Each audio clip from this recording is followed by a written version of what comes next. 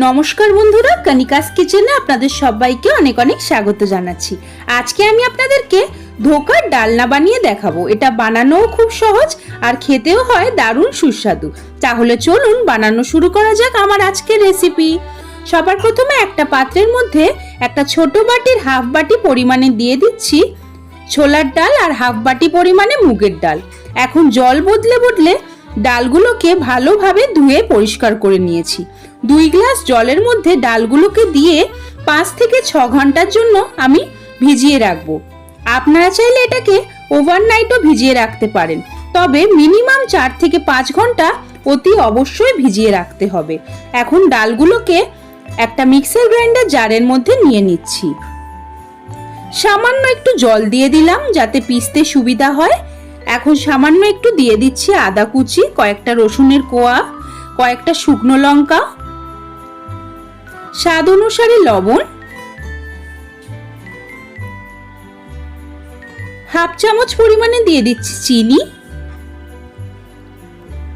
Half চা চামচ পরিমাণে দিয়ে দিচ্ছি হলুদ গুঁড়ো। এখন সমস্ত কিছু পেস্ট বানিয়ে নেব। পেস্টটা বেশি মিহি করবার কোনোই প্রয়োজন নেই, একটু দানা দানা থাকলে ধোকাটা একদম পারফেক্ট ভাবে তৈরি হবে আর ক্রিস্পি হবে। এখন এই পেস্টটা আমি একটা আলাদা পাত্রের মধ্যে নিয়ে নিচ্ছি।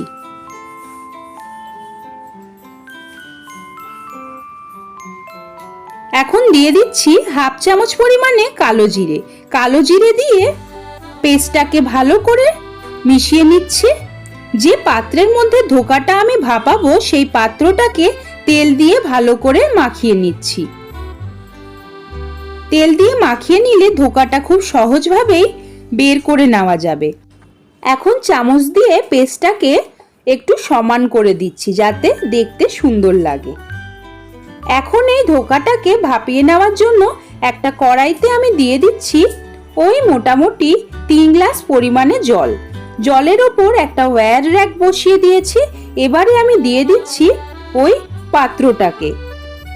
এখন আমি ঢাকা দিয়ে 5 মিনিটের জন্য হাই ফ্লেমে আর 10 মিনিটের জন্য মিডিয়াম ফ্লেমে ধোকাটাকে ভালোভাবে ভাপিয়ে নিয়েছি। একটা ছুরির সাহায্যে দেখে নিয়েছি ধোকাটা আমার ভাপা হয়ে গেছে।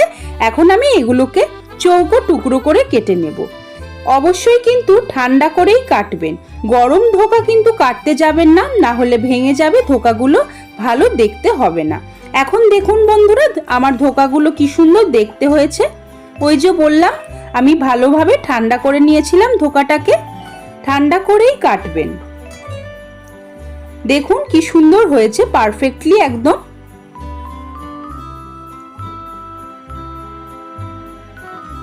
দেখতেই পাচ্ছেন বন্ধুরা প্রত্যেকটা ধোকা আমি ওইভাবে চৌকো টুকরো করে কেটে নিয়েছি।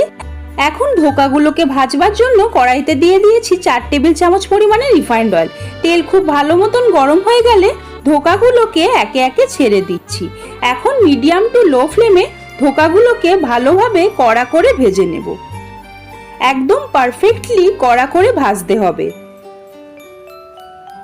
মাঝে মধ্যে উল্টে দিচ্ছি যাতে চারিদিক সমানভাবে ভাজা হয়। এখন দেখুন বন্ধুরা আমার ধোকাগুলো ভালোভাবে ভাজা হয়ে গেছে। এখন আমি তুলে নিচ্ছি।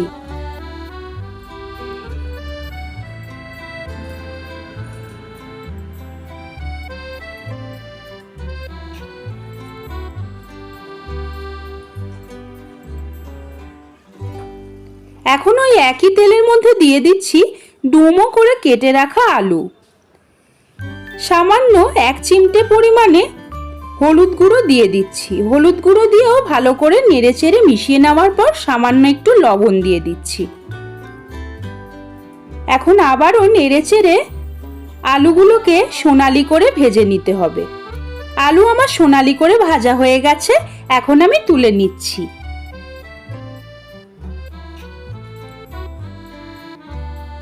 এখন ফোড়নে দিয়ে দিচ্ছি শুকনো লঙ্কা, তেজপাতা আর গোটা জিরে।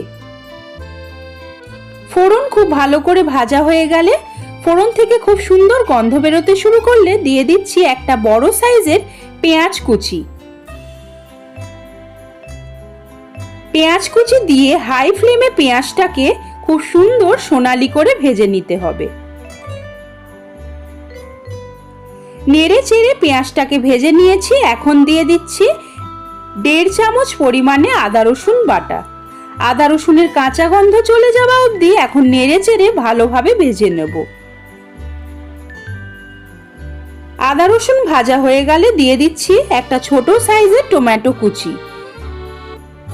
এখন টমেটো কুচিটাকে দিয়েও আবারও 1 মিনিটের জন্য নেড়ে চেড়ে ভেজে নিয়েছি। এখন দিয়ে দিচ্ছি 1 চামচ পরিমাণে জিরে গুঁড়ো আর 1 চামচ পরিমাণে ধনে গুঁড়ো, আর দিয়ে দিচ্ছি 1 চা চামচ পরিমাণে হলুদ গুঁড়ো আর 1 চা চামচ পরিমাণে লাল লঙ্কার গুঁড়ো। এখন সমস্ত কিছু নেড়ে চেড়ে ভালো করে মিশিয়ে নিচ্ছি। মশলাটাকে কষিয়ে নিতে হবে। 1 মিনিট মতন নেড়ে চেড়ে কষাবার পর স্বাদ অনুসারে লবণ দিয়ে আবারও নেড়ে চেড়ে মশলাটাকে ভালো করে ভেজে নিয়েছি। সবশেষে দিয়ে দিচ্ছি 1/2 চামচ পরিমাণে চিনি। চিনি দিলে যে কোনো তরকারির কালার ভালো আসে আর স্বাদটা ব্যালেন্স হয়ে যায়। এখন দিয়ে দিচ্ছি আগে থেকে ভেজে তুলে রাখা আলুগুলোকে। আলু আর মশলা এখন মিনিট 2 সময় ধরে ভালো করে কষিয়ে নেব।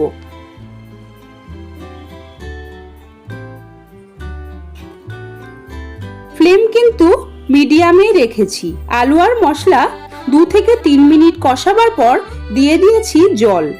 জলটাকে দিয়েও ভালো করে নেড়ে চেড়ে নিয়েছি। এখন 10 থেকে 12 মিনিটের জন্য আমি এটাকে মিডিয়াম টু লো ফ্লেমে ঢাকা দিয়ে রেখেছি। 10 থেকে 12 মিনিট পর আমি ঢাকনা খুলে নিয়েছি। এখন আলু আমার খুব ভালোভাবে সেদ্ধ হয়ে গেছে। দিয়ে দিচ্ছি আগে থেকে ভেজে তুলে রাখা ধোকাগুলোকে দিয়েও ভালো করে নেড়ে চেড়ে নিচ্ছি। এখন দিয়ে দিচ্ছি 1/2 চামচ পরিমাণে গরম মশলা গুঁড়ো। নেড়ে চেড়ে গরম মশলার সঙ্গেও ভালো করে মিশিয়ে নিয়েছি। সবশেষে দিয়ে দিচ্ছি 1 চামচ ভরে ঘি দিয়েও ভালো করে মিশিয়ে নিচ্ছি। এখন আমাদের ধোকার ডালনা একদম তৈরি, রেডি টু সার্ভ। এবার এটাকে আমি নামিয়ে নেব। তাহলে দেখতেই পেলেন বন্ধুরা, এটা বানানো কতটা সহজ। বানানো যেমন সহজ, খেতেও হয় দারুণ সুস্বাদু। আপনারা একবার এইভাবে বানিয়ে আমাকে কমেন্ট করে জানাবেন যে আপনাদের কেমন লাগলো। ভালো লাগলে একটি লাইক করবেন, আমার চ্যানেলকে সাবস্ক্রাইব করে আমার পাশে থাকবেন, বন্ধুদের সঙ্গে বেশি বেশি করে শেয়ার করবেন, বেল নোটিফিকেশনটাকে অন করতে ভুলবেন না, যাতে যখনই আমি চ্যানেলে কোনো নতুন ভিডিও দেব সবার আগে আপনার কাছে পৌঁছে যায়। তাহলে আজকের মতন এই পর্যন্তই। আবারও হাজির হয়ে যাব নতুন কোনো রান্নার রেসিপি নিয়ে। সেই পর্যন্ত আপনারা সবাই খুব ভালো থাকবেন ও সুস্থ থাকবেন। এতক্ষণ পাশে থাকার জন্য অনেক অনেক ধন্যবাদ।